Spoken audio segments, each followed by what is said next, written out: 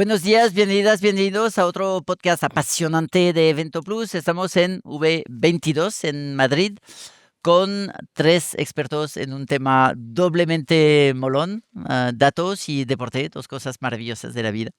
Entonces, voy a presentar a nuestros participantes y les voy a pedir que resuman ellos, porque es complicado, lo que hace su empresa allí en la cadena de valor del evento deportivo. Y súper resumido, ¿qué tipo de datos manejan? Empezamos con Juan Méndez de Madison. Buenos días, Juan. ¿Qué tal? Buenos días. Bueno, pues yo soy Juan Méndez, director de Madison Sport Marketing, y nosotros somos una compañía que organizamos integralmente el evento y tanto para cliente como producto propio, que es un poco lo que nos diferencia dentro del mercado y del sector. Esa apuesta por el producto propio en el que trabajamos desde la concepción de la propia idea al desarrollo del evento o del proyecto con el paso de los años. Y para nosotros el dato forma parte del centro del corazón del negocio. Nosotros como compañía, en las diferentes unidades de negocio que tenemos, el dato forma un hilo transversal que da un poco sentido, ¿no?, a los proyectos, y lo que nos ayuda el dato dentro de cada uno de nuestros eventos es, primero, a conocer un poquito más a nuestro cliente, a nuestro público objetivo, y dos, ayudar a nuestros clientes a que puedan aprovechar de una forma más optimizada lo que es el evento para generar esa parte de negocio. Y intentamos convertir el dato en resultado, no que sea una fuente más de conocimiento. Vale, pues exploremos esto en más detalle. Sara Carmona de YouFirst, buenos días. Muy buenos días. YouFirst sois un monstruo en el buen sentido de la palabra, no siempre Totalmente. conocido, pero cuéntanos lo que hacéis. Sí, bueno, YouFirst, que ahora se llama GERS, ¿vale? Porque fuimos absorbidos por una gran agencia de representación americana con mucha labor en el mercado de la actuación en Hollywood. Entonces, bueno, ese es un cambio que estamos viviendo justo en estos días, así que también lo digo para que GERS vaya sonando. Bueno, yo soy Sara Carmona, dirijo el departamento de análisis de datos de la compañía. Claro, en una agencia tan grande, nuestro activo principal es el deportista o el talento. Entonces, el dato está a su servicio, al servicio de la gente. ¿Para qué?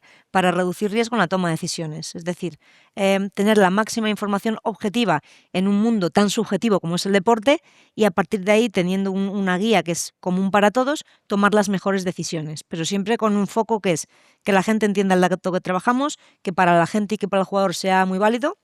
Y luego en la rama de Eventologies, por ejemplo, que forma parte de YouFirst, que también es un poco el nexo por el que estoy aquí, todo lo que le ha contado, pero objetivizar la toma de decisiones para que el evento sea lo más rentable posible en todos los sentidos, más efectivo. Vale, ¿un ejemplo de decisión? Por ejemplo, cuando un jugador termina contrato o queremos cambiarle de equipo y se abre un mercado, el dato es clave. Hay ligas diferentes, hay jugadores que juegan de una forma distinta y intentamos adecuar al jugador en la liga o al equipo que mejor se adapte a él. Primero para reducir esa tasa de adaptación al equipo, y después porque, bueno, ahora mismo los equipos cada uno tiene su estilo, cada uno tiene sus sistemas, y los jugadores también. Y es una muy mala decisión llevar a un gran jugador a un equipo que no juega como él juega. Entonces ahí es donde estamos trabajando mucho. Y no son buenos y malos jugadores, sino que tal jugador tiene tal claro, característica, y todo esto son datos. Siempre decimos, el dato describe. Obviamente prefiero a uno que marque 26 goles a uno que no, pero si voy a firmar un central, me da igual los goles. O sea, cada perfil tiene sus datos clave, sus KPIs, y esto es algo que en el fútbol todavía estamos en proceso de culturización en torno al dato. Vale, y tienes una cosa maravillosa, es que tu cargo es datos, pero eres periodista. Sí. Y entonces esto significa que el dato no es frío, ¿no? Que el dato tiene detrás una narrativa, una explicación, una parte humana. ¿Es esto la idea? Esa es la clave. O sea, sin eso yo no estaría disfrutando de mi trabajo, porque yo detecté cuando estaba acabando la carrera una brecha muy grande entre el ingeniero, el puesto más técnico, y la persona que realmente decidía las cosas más importantes en el fútbol, que era la gente de césped. Y el ingeniero que quería que hablaran su idioma, y evidentemente la persona que decidía tenía su idioma. Entonces, claro, ahí es donde detectamos un nicho enorme en el que, oye, que el dato hable fútbol, porque creo que es al servicio de quien estamos, ¿no? Que somos un complemento, pero que no es dar un clúster ni dar un percentil, es hablar de una fase del juego, es hablar de una transición, es hablar de qué tipos de pase vamos a analizar, es ir mucho más allá, es hablar realmente el idioma del juego, y es ahí donde creo que hemos encontrado una vía de desarrollo muy bonita, y sobre todo que se nos entienda, que sea comunicativo, que no nos obcequemos en el informe, que no hace falta un informe de 100 hojas, al revés. Hace falta decirle al entrenador qué quiere saber y qué más podemos contribuir o descubrir. Sí, probablemente hay un aprendizaje aquí en este momento de locura de los datos, es no olvides esta parte de narrativa, Total. de explicación de... Sin la parte Vale. esta más comunicativa se te cae todo. Vale, perfecto. Lorenzo Cerreto de Fever. ¿Sois divertidos vosotros? Porque sois una empresa a nivel de productos culturales y deportivos considerable, pero cuando hablo con vosotros a menudo decís, somos una empresa de datos. Sí, es cierto. Bueno, buenos días a Buenos todos. días. Un placer estar aquí. O sea, para dar 3 palabras sobre Fiverr, yo creo que pues, son la empresa líder a nivel mundial como plataforma de descubrimiento de experiencia y eventos. La empresa ha evolucionado muchísimo en los últimos 12, 13 años. Efectivamente, estamos presentes en cualquier tipo de evento, pero bueno, para lo que vayamos hoy, es cierto que en los últimos meses ha habido una expansión muy importante en lo que es la vertical de deporte. ¿Por qué nos consideramos diferentes un poco a la visión tradicional que hay detrás del ticketing? Es porque pues yo creo que a nivel de plataforma lo que buscamos es ofrecer las mejores experiencias en base a lo que, digamos, la gente busca, ¿no? Entonces, al día de hoy hay una necesidad cada día más importante por parte de las personas de vivir experiencias, y detrás de todo eso hay un trabajo importante de entender de verdad qué quieren las personas, ¿no? Entonces, Fiverr se compone un poco de 3 pilares, digamos. Uno es la pura plataforma de ticketing que nosotros ofrecemos y colaboramos, digamos, con terceros, entre los cuales un montón de clubes y partners deportivos. Y ahí creo que la parte de datos está pues desde que se planea salir a la venta como un evento a toda la ejecución, ¿no? Porque al final sales un poco de esa lógica de yo creo que es mejor hacerlo o venderlo o poner el tal precio en base a mi experiencia. Sales de esa lógica subjetiva Sí. y te vas a una lógica muy objetiva, ¿no? Pero luego tenemos toda la parte de Fever Originals, que son eventos que coproducimos, y entonces ahí también nosotros buscamos todo el rato ideas y necesidades que la gente tiene para ofrecer ese tipo de experiencia.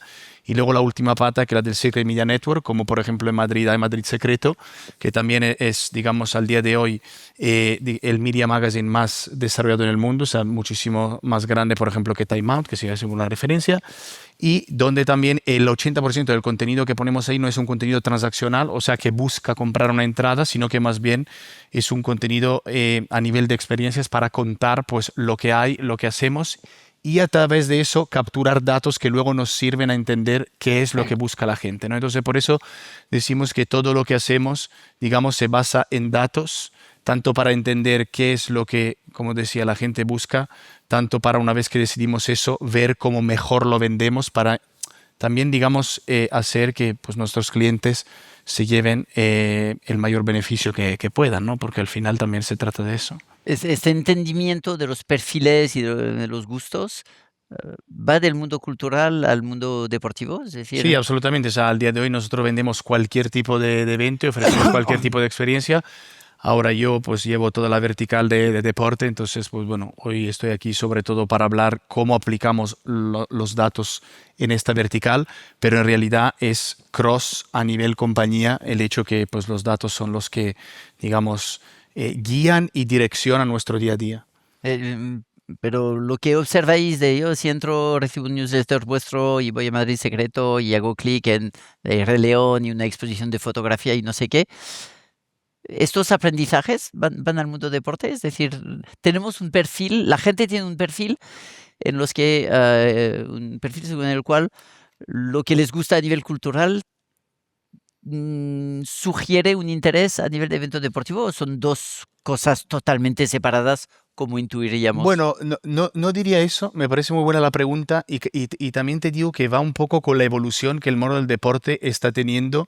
Y dándote el ejemplo de un club de fútbol, creo que cada día más está saliendo de la lógica de solo ofrecemos el partido cada 2 semanas, ¿no? O sea, todo el mundo está buscando llegar a nuevas audiencias y que la experiencia de ir al partido no sean solamente los 90 minutos del partido, sino todo lo que se puede construir alrededor, ¿no? Entonces, y con eso voy a tu pregunta en el sentido, oye, yo afuera de un estadio, dentro de un estadio, puedo buscar construir espacios como para construir experiencias que no están directamente relacionadas, por ejemplo, con el partido, pero gracias al hecho que le construyo una experiencia alrededor, pues puedo traer nuevas audiencias que en sí no están interesados en el partido, no están interesados en lo que construye alrededor y el partido es parte de esa experiencia, ¿no? Entonces, yo creo que el hecho de tener todas esas audiencias nos permite pues mezclar y crear nuevas audiencias dentro del evento deportivo, incluso llegando a personas que a lo mejor llegan a eso por un tema más cultural, ¿sabes? Entonces, es una tendencia que estamos viendo más y más a nivel internacional y en España también. Sí. No sé si Juan y Sara tienes una opinión de esto, del hecho, es algo que vemos en muchos eventos, el hecho de que antes tenías aquí el mundo musical, el mundo cultural, el mundo gastronómico y el mundo deportivo, que eran piezas totalmente separadas y que cada vez más las experiencias se mezclan y entiendo que los datos pueden ayudar a saber qué combinar. ¿Es algo que observáis? Si quieres tú. Sí, claramente, porque al final lo que intentamos hacer es un retrato robot, ¿no?, de las aficiones o de los gustos que tiene el consumidor y son actividades que están íntimamente ligadas y un poco lo que decía Lorenzo es todo va más allá de la experiencia del propio evento deportivo. De hecho, todo el ecosistema que hay alrededor es lo que te da también ese valor a la experiencia física del evento, pero esa experiencia física no se construye si no tienes esa parte de data por detrás en la que te está explicando cómo es el consumidor o cómo es la persona que va a acudir a tu evento. Un claro ejemplo de esto, por ejemplo, ha sido este fin de semana, que creo que habéis participado vosotros también en las series mundiales de rugby que ha habido en Valladolid, que nosotros hemos participado también en toda la parte de experiencia, fanzone y demás. Ahí el rugby era casi la excusa, porque era como un festival donde la gente pues iba a un concierto, disfrutaba de gastronomía, había todo tipo de actividades, activaciones de patrocinadores y entraban y salían a ver el deporte, con lo cual sí que es verdad que era una jornada mucho más amplia, ¿no?, que un partido de 90 minutos o un partido de tenis o de pádel que pueda durar 1 hora y media o 2, pero también es una muestra de cómo ha ido evolucionando y yo creo que ahí el apoyo también de vuestra parte de data ha sido importante para ir segmentando y redirigiendo un poco dónde va el interés del consumidor. De hecho, y perdón interrumpir, Sí. a lo mejor Sara No, quiere, para nada. pero solo para ir al evento este yo creo que es muy buen ejemplo porque nosotros a nivel grupo, una de las, digamos, funcionalidades que tenemos hacia del ticketing es toda la experiencia cashless de pulseras y tal, que es otra vertiente súper fundamental y clave en todo tema de datos, ¿vale? Entonces, ¿por qué? Porque más allá de todo lo que es la experiencia en sí, obviamente en un festival de este tipo, me ha gustado la definición, tiene mucho que ver toda la parte de food and beverage y de patrocinadores y de activaciones y tal. Y el hecho de poder traquear todo lo que la gente ha hecho a lo largo de los 3 días, consumiendo, cuándo ha consumido, qué ha consumido, cuándo, en qué puestos, si por la mañana, si por la tarde, si ha ido a los típicos stands de patrocinadores, si se han colectado datos y luego esos datos los patrocinadores no los pueden usar, es todo lo que podemos hacer colectando todo a través de una pulsera, ¿sabes? Que de otra manera, sin tener eso, se limitaría todo a algo fragmentado, a algo otra vez subjetivo de yo he tenido mucha gente, el otro stand no, a mí me ha parecido que ha venido más gente por la mañana y no por la tarde. O sea, el hecho de poder traquear todo eso a través de una simple pulsera, o sea, tiene un valor inestimable para nosotros, pero también para todo el mundo que trabaja con nosotros, ¿no? Entonces, no quería interrumpir la respuesta de Sara, pero estaba muy conectado a eso y una experiencia muy reciente, entonces creo que era importante compartir, ¿no? Sí, además me encanta lo que han dicho porque en este concepto global del deporte, que al final todo tiende a ser muy parecido en rugby, en campeonatos mundiales, en series europeas de fútbol, en lo que sea, a nosotros nos pasó anecdóticamente que el jueves, en el que ya estaban montando toda la infraestructura, estabais montando la infraestructura para este campeonato mundial de rugby, nosotros estamos dando una charla totalmente futbolística y vimos el pleno montaje de eran detalles, pero a nivel de serigrafía, que estaba absolutamente cada detalle milimétrico medido, y luego te das cuenta de que la experiencia real que se ha vivido ahí, que era más parecida a la de un festival, a la de un festival que a la de una Copa Mundial Deportiva, ¿no? Que es algo que a mí me sigue llamando la atención, y luego esas decisiones inteligentes a la hora de traquear y monitorizar cantidad de elementos con las pulseras que mencionabais, algo muy similar ya se lleva haciendo tiempo en los estadios de fútbol, es decir, los mapas de calor que yo saco de los jugadores en el terreno de juego, de dónde tocan más el balón y dónde pisan más el campo y a qué intensidades. En los estadios se hace también con cámaras con tracking óptico de inteligencia, ver cuáles son los flujos reales de gente en los momentos clave, entrada, descanso, salidas. Oye, si aquí hay una zona más familiar, aquí pongamos este tipo de puestos y sobre todo habilitemos un poquito antes que salen antes, etcétera, etcétera. Es un ejemplo aleatorio, pero dentro del mundo del fútbol, que aunque yo me centro, mi trabajo es el dato que ocurre en el césped, este tipo de datos hace años que, por ejemplo, sé que en el Metropolitano, desde el nacimiento del proyecto, esto ha sido una pata clave, es decir, no se posiciona por criterios arquitectónicos, sino se posiciona por criterios lógicos, por supuesto, pero luego de uso, de trazabilidad, de realidad y de datos. O sea, es decir, el dato creo que tiene que tener un contexto.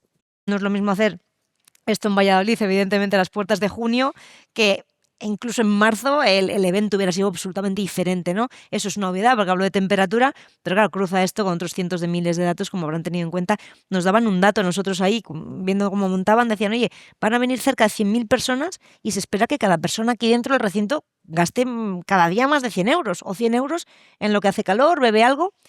Todos son datos de experiencia previos, nos lo contaban, la previsión de gasto, todo. Entonces, claro, las decisiones las habían tomado hasta las de serigrafía pura, teniendo en cuenta esta temperatura que iba a hacer, con lo cual, pues una forma yo creo que de ir con una previsión clara de acontecimientos y obviamente luego puede pasar cualquier cosa, pero yo creo que ahora mismo no creo que haya otra realidad que no sea esa. Sí. Bueno, veremos en algún momento el partido de fútbol de antes, que era más o menos llegas, te sientas, te callas, luego vas a buscar un hot dog, vuelves a sentarte y te vas a casa y sin ninguna preocupación sobre qué vas a vivir más allá de ver el fútbol.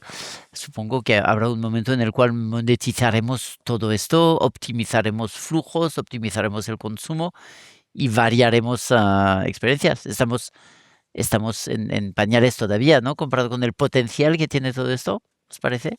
Sí, 100%. O sea, como te digo, yo creo que cada día más estamos viendo estas tendencias en todo el mundo. Evidentemente hay mercados donde la experiencia del evento ya es muchísimo más presente. Yo pienso Estados Unidos, o sea, no sé, el evento por referencia es un poco un Super Bowl, ¿no? Y el fútbol va en esa dirección. O sea, por primera vez la final del Mundial de este año tendrá en el descanso un show y tal. Entonces, pero lo estamos viendo. Incluso yo hablo mucho de fútbol porque como el fútbol está saliendo un poco de la lógica del presidente dueño muy aficionado del equipo, que digamos es dueño del equipo porque tiene esa pasión, pero no le importa mucho maximizar el revenue o a lo máximo que lo puede. Obviamente ahora están entrando cada día más en Italia, en España, en México, mercados donde operamos, fondos de inversión que claramente le interesa maximizar todo lo que pueda, el potencial del equipo. Entonces va en esa dirección, construir, reformar estadios, crear nuevos espacios más allá de la cancha y crear experiencias en estos espacios alrededor del evento en sí. Entonces, la verdad que el evento del fin de semana pasado me parece muy buen ejemplo porque en España no recuerdo recientemente eventos deportivos, entre comillas, tan poco deportivos o con no todo el foco en el deporte, sino que en todo lo que está alrededor, y creo que es un buen ejemplo de éxito para, no sé, para el futuro, ¿sabes? Entonces, repasemos un poco lo que son los datos a los que hoy podemos tener acceso y quizás mañana. Entiendo que todo lo que se hace online, cuando enviéis un boletín, pues se sabe quién ha hecho clic, dónde, etcétera. El comportamiento de la gente en la web, en el boletín y en las redes también, ¿se integra esto? Lo que la gente hace en redes. Lo nuestro está todo al 100% integrado. O sea, digo, la experiencia, uno cuando piensa, yo siempre digo, cuando yo hablo de ticketing, incluso a mi familia o mis amigos siempre piensan, qué fácil, ¿no? O sea, en una web le doy un clic y tengo un ticket, pero en realidad detrás hay muchísimo trabajo. O sea, nuestra experiencia aparte de datos empieza desde que potencialmente publicamos un artículo en Madrid Secreto para entender cuánta gente potencialmente le interesa eso. Entonces, en base a eso, cómo construimos la experiencia o cómo con nuestros partners o dando consejo a nuestros partners. Y luego la persona entra en nuestra aplicación, ¿no? A partir de ahí, nosotros lo que queremos garantizar es la experiencia más simple, sencilla y rápida al nivel de compra. De hecho, a nivel mundial hay un estudio donde somos, o sea, en la aplicación de Fiverr se compra un ticket en menos de un minuto, ¿no? Nosotros analizamos todo el flujo de compra y vemos eventualmente en qué paso del flujo la gente cae y por qué, ¿no? Optimizamos todo lo que es la toma de datos para, ¿sabes?, no tener la gente que se va de la aplicación porque venimos incluso demasiados datos y luego una vez que tiene el ticket pues buscamos también el interés en enviarle preguntas que pueden luego ayudar al evento, y cuando empieza el evento también tenemos todo un sistema de reviews y de feedback que nos permiten luego mejorar el evento con nuestros partners, ¿no? Y después del evento pues analizar cuáles son los datos y durante todo eso optimizar precios en base a la demanda. Entonces, por decirte que la parte de datos guía todo desde el momento que buscamos el interés potencial por un evento hasta el evento en sí, para llegar al evento donde monitorizamos, pues como decía Sara, accesos, o si tenemos la tecnología cashless, pues todo lo que es food and beverage, merchandising, activaciones de patrocinadores, absolutamente todo. O sea, todo lo que hacemos está guiado, medido por los datos. No sé si veis otros datos que seguir. Luego, Sara, veremos un poco la parte del Perfecto. campo y la parte de los deportistas. Entiendo que tenéis muchos datos también sobre Eso es. lo que de ellos gusta, no gusta, etcétera. Juan, ¿hay más Sí. tipos de datos? Bueno, más o menos es lo que habéis reflejado. Nosotros en nuestro caso, por ejemplo, y hablando de pádel, del evento que hacemos de Premier Padel en la Plaza Mayor de Valladolid, nosotros en esa trazabilidad que decía Lorenzo, también exploramos un poco de dónde vienen los compradores, cómo actúan, cómo interactúan en la web, toda la parte de ticketing. Pero luego nosotros hemos desarrollado también un sistema a través de nuestra unidad de negocio de CX, que es la medición de la experiencia del cliente casi en tiempo real dentro del evento. Y eso nos da una variable que cruzados los datos, un poco de comportamiento y de todo lo que vamos extrayendo del propio cliente, es en todo lo que rodea al evento en la ciudad, que eso es un dato muy importante y muy relevante para la ciudad, porque al final el dato que no se puede medir, y una ciudad hace una inversión o una marca hace una inversión, si eso no se traduce a esto se ha convertido en, se quedaría bastante coja, ¿no? Lo que es la justificación de la inversión. Nosotros en Valladolid, por ejemplo, en ese cruce y en ese estudio que hacemos también del impacto y del retorno, estamos en más de 10,5 millones de euros, que es un dato que es capital, ¿no? Un poco lo que hablaba antes de cómo traducimos ese dato en una afección directa al negocio.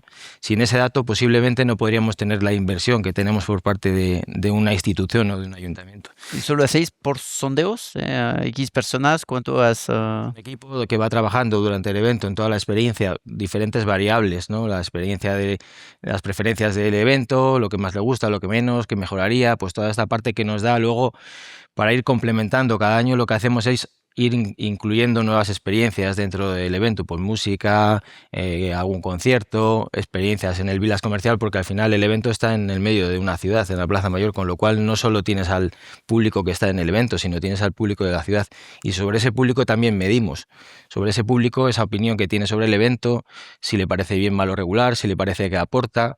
Hacemos también encuesta a gremios, hostelería, hoteles, taxis, un poco el ecosistema, ¿no? Que al final toda esa parte de data para nosotros y luego a convertir en resultado es súper importante. Entonces, en el previo, lógicamente, vamos viendo dónde va o lo que prefiere, lo que busca el cliente que se acerca al evento, y luego durante el evento nos sirve para mejorar año a año la experiencia, un poco lo que hablabais antes, de que la decisión no se toma en base a la experiencia, que también sigue siendo muy importante, sino también en función de esos datos objetivos y reales que tenemos que nos permiten ir mejorando también toda la experiencia. Vale. Hay además, entiendo que seguís todo que está en redes sociales sobre este evento, que es visibilidad para la ciudad de turno. Y hay algo que es difícil de medir, es el impacto en la marca ciudad y en el turismo que volverá, porque alguien viene para ver el evento y luego pues le parece bien pues volver otra vez. Es decir, podéis medir X cosas y hay otras cosas que son difíciles de medir, ¿no? Sí, pero bueno, ahí tenemos una parte también de fidelización un poco de ese cliente, en el que también le preguntamos cómo ha conocido el evento, por qué, si es la primera vez que viene, si repite, por qué repite. Y en Valladolid, por ejemplo, el componente de turismo gastronómico, de la riqueza ornamental y monumental de la ciudad, es que hace un match perfecto con el evento, porque al final, si vendemos entradas en más de 33 países, te sorprenderías de ver de qué puntos del mundo viene la gente a Valladolid y el tiempo que está en la ciudad, que es que ya no se limita solo al fin de semana. Por ejemplo, hemos vendido pues un montón de abonos para toda la semana en Portugal. O sea, gente que de Portugal se va a ir toda la semana a Valladolid.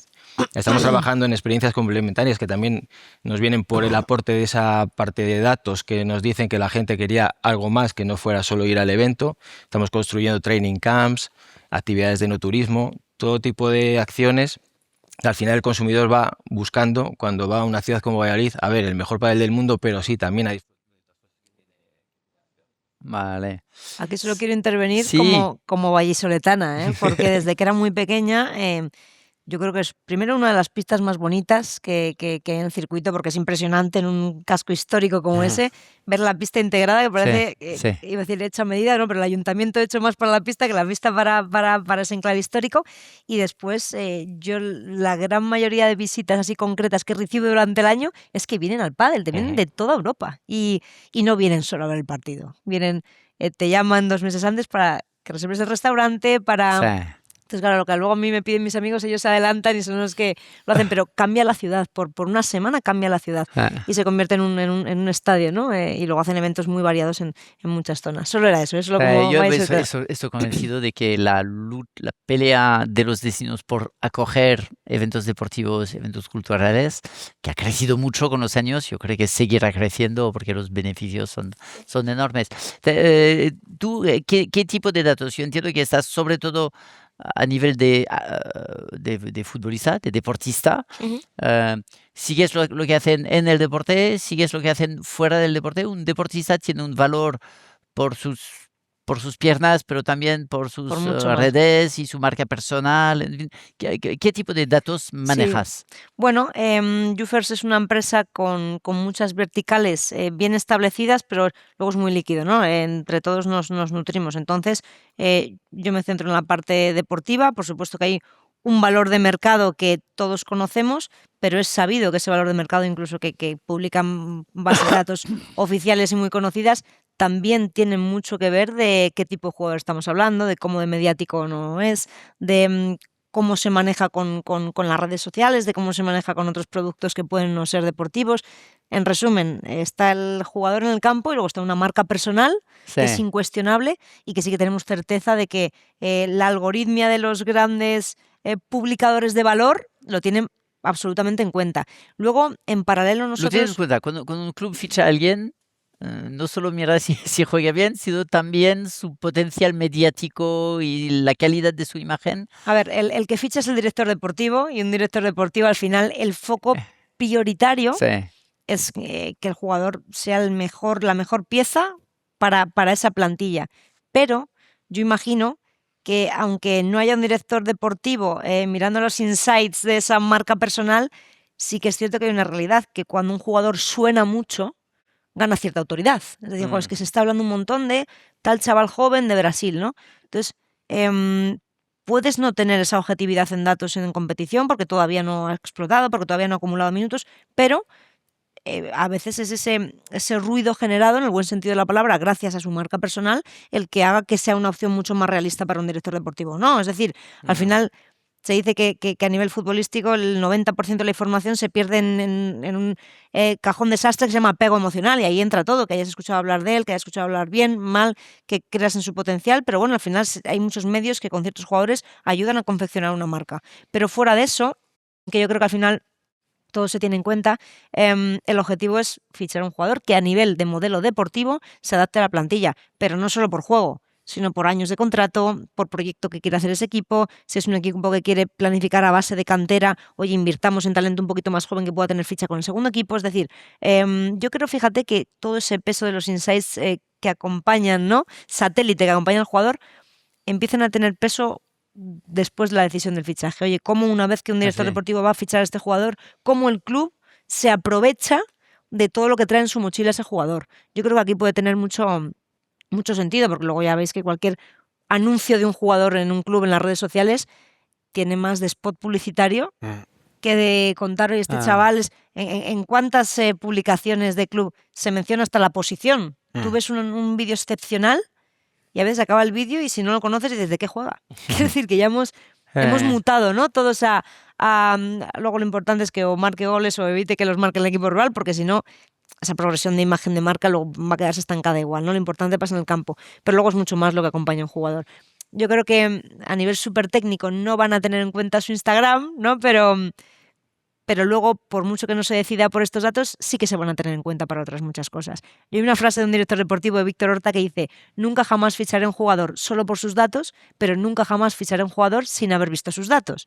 Yo creo que un poco es esto, ¿no? Es decir, oye, un equilibrio perfecto entre todo lo que va a aportar un jugador y fichar a la figura con la que menos me vaya a equivocar. Aquí es donde entra ya todo. Y hay como el Castellón o el Racing de Santander, que se han apoyado en el dato y en la IA para construir equipos que al final lo que ha sido la trayectoria les ha dado la razón. O sea, no fichaban jugadores simplemente porque hayan visto 4 vídeos o 3 highlights, sino tienen un algoritmo desarrollado propio en el que tienen diferentes variables y sobre esas variables construyen la plantilla. Y la verdad es que pues, el Racing ha ascendido y el Castellón estaba jugando el playoff de ascenso. Mira, el Racing lo hace muy bien, pero realmente quien ha implementado un modelo desde hace muchos años, lo has mencionado, es el Castellón, con modelos propios, aunque los proveedores de datos suelen ser externos, obviamente, y eso ha sido un proyecto a largo plazo, ¿no? Es decir, que han tenido que trabajar mucho y solventar mucha casuística para que realmente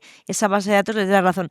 Y todos esos datos han estado al servicio de un modelo y de un objetivo, que era, oye, cometer los mínimos errores y ganar lo máximo posible. Y aquí es donde entra lo bonito, porque toda la vida tú a un director deportivo, entre un jugador bueno, contrastado, muy conocido, con datos en ligas importantes, y entró que tenía muy buen rendimiento, pero que te la jugabas al otro lado, era muy difícil poner un cara a cara. Ahora con los datos sí que podemos hacer este cara a cara, es decir, oye, este lateral en una competición, aunque no lo conozcas, muy competitiva, valga la redundancia, acomete los mismos duelos, acomete las mismas conducciones, se equivoca igual o menos, y encima, oye, es bastante más barato. Es decir, es un jugador que confirmamos, aunque luego puede pasar cualquier cosa, que tiene el nivel para adaptarse a esta competición, ¿no?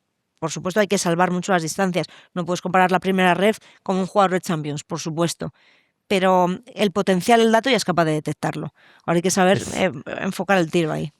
Hay una peli que ha hecho un libro primero y luego una peli que ha hecho Historia es Moneyball, ¿no? Que muestra que antes solo se buscaba la estrella y este club, que era un club pequeño de béisbol o algo así, jugó con los datos para ver pues que gente que tiene menos valor puede bien combinados ganarle a la pasta. Hay algo paradójico aquí, que es el deporte que parece la actividad más, entre comillas, primitiva de la humanidad. Es gente corriendo en un campo de fútbol, por ejemplo. Es el mejor sector del mundo a nivel de datos, ¿no? Sobre todo en Estados Unidos, donde se analiza todo. Es un sector que monitoriza todo. Quizás hay algo para las empresas, es decir, como un entrenador o un director deportivo selecciona a la gente y combina a la gente según los datos. Quizás los directores de talento de las empresas mañana tendrán que jugar más con los datos que sobre si alguien es bueno o malo. Pensar en combinaciones de lo que sabes es una cosa que crece en departamentos de talento. El hecho de decir, voy a gestionar a mis empleados del departamento de producción cómo se gestiona a los futbolistas. Aquí yo creo que hay una diferencia clave. Toda la información objetiva de un jugador, aunque no haya formado parte de tu club, la puedes tener, ¿no? Porque tenemos proveedores en los que puedes consultar.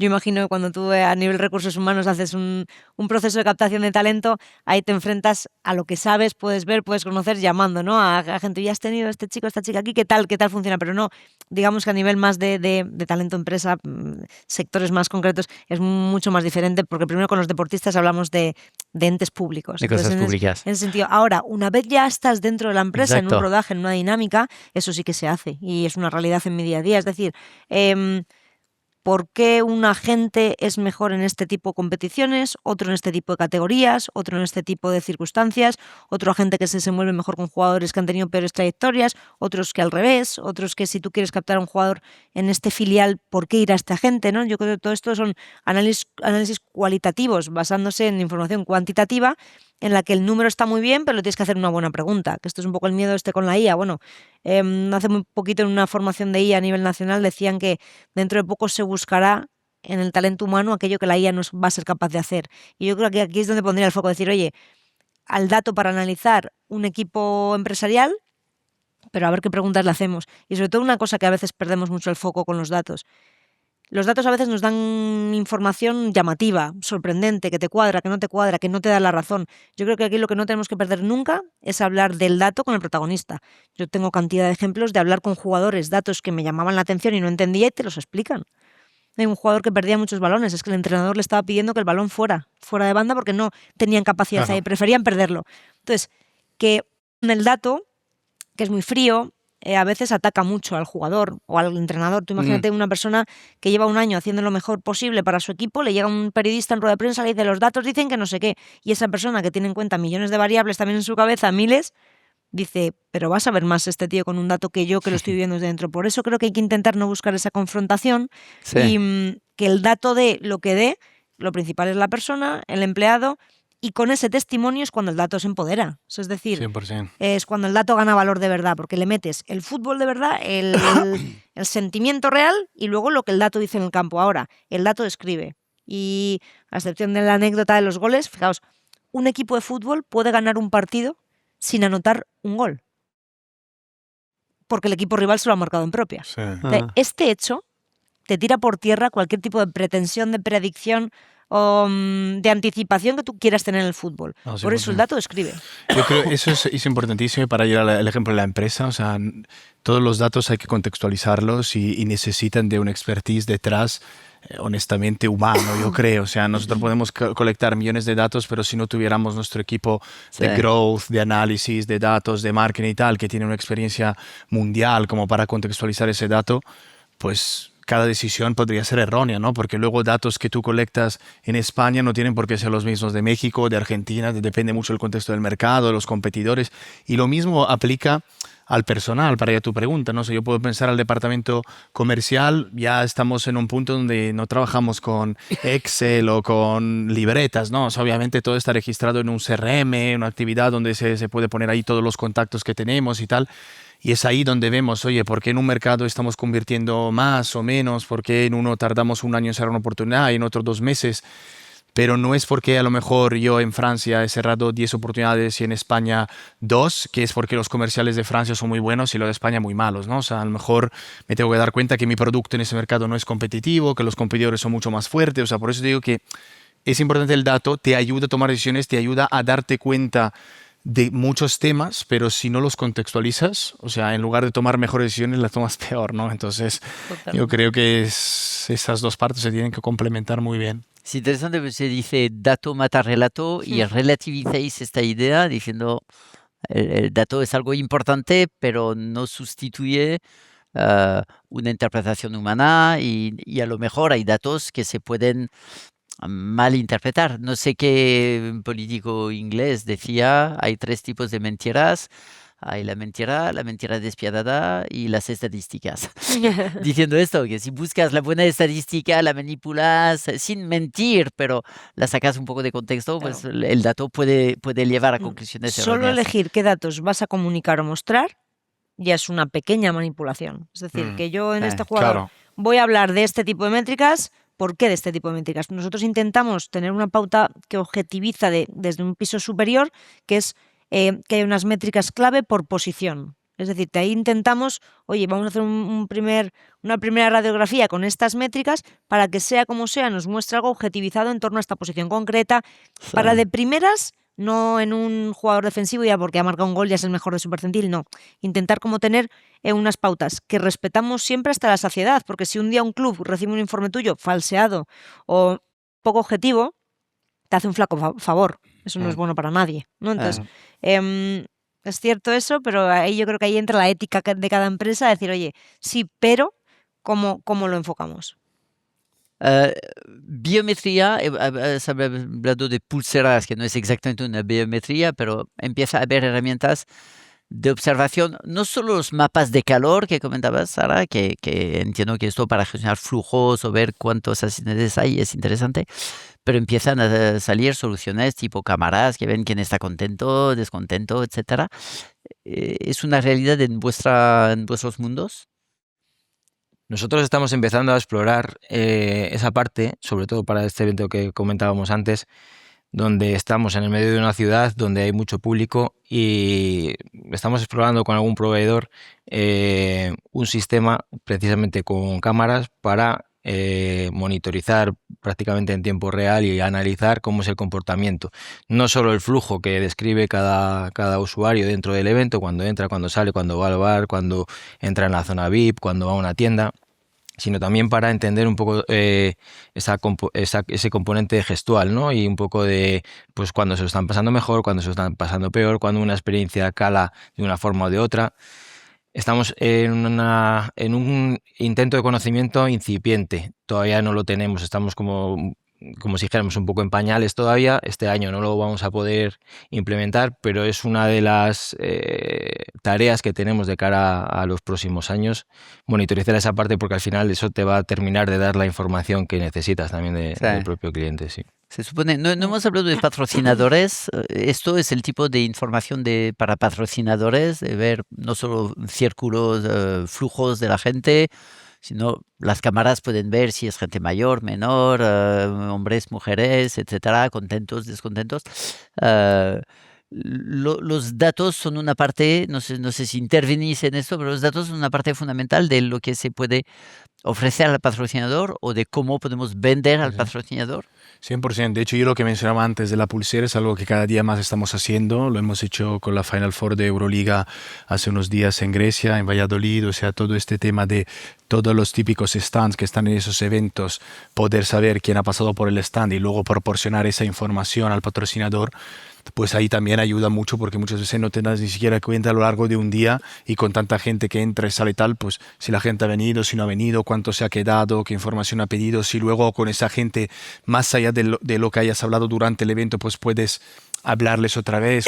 Entonces, toda esa parte es un servicio que estamos viendo, más allá que cuando obviamente hacemos coproducciones, obviamente, y intervienen patrocinadores como es típico en cualquier evento. Por supuesto, también hay una colaboración en ese sentido, ¿no? Porque pues puede ayudar a tomar decisiones. El año que viene el patrocinador participa otra vez, pues el proporcionarle toda una serie de datos de efectivamente qué valor ha tenido, ¿no? Para él estar ahí es fundamental, ¿no? Entonces yo creo que ahí otra vez, o sea, ya sales un poco de la típica lógica de, oye, se ha generado tanto valor, y que siempre es un poco intangible. O sea, cuantos más datos se pueden proporcionar, reales, concretos, pues cuanto más luego ese valor puede tener un valor, pues, real, ¿sabes? Vale, se nos va el tiempo. Una última rápida. ¿La IA lo cambia mucho? ¿La IA os da posibilidades maximizadas o todavía no tanto? Yo creo que optimiza, y en el caso del dato, de lo que te decía antes, de este desarrollo en esa parte más experiencial del evento, aporta un complemento. Pero lo que es una incidencia clara, más allá de eso, de optimizar, de mejorar, yo creo que es un complemento necesario, pero que todavía tiene mucha capacidad de desarrollo, sobre todo en la parte de data y ese comportamiento, lo que hablamos también antes, esa interpretación. La IA no te interpreta un poco en el dato, y nosotros por lo que manejamos también influye mucho la experiencia personal, profesional de cada una de las personas que componen la parte estratégica del evento. Y la IA yo creo que viene para potenciar y complementar esto, pero no puede trabajar de forma autónoma. Vale. Fantástico, pues un placer, felicidades por innovar tanto y aportar y combinar. Sobre todo lo que más me gusta es combinar esta parte experiencial humana y la parte de datos, y por tanto enriquecer el evento. Juan, Sara, Lorenzo, mil gracias. Gracias a V22 por la hospitalidad, gracias a Jesús Antón por toda la producción técnica, y nos vemos en un próximo podcast.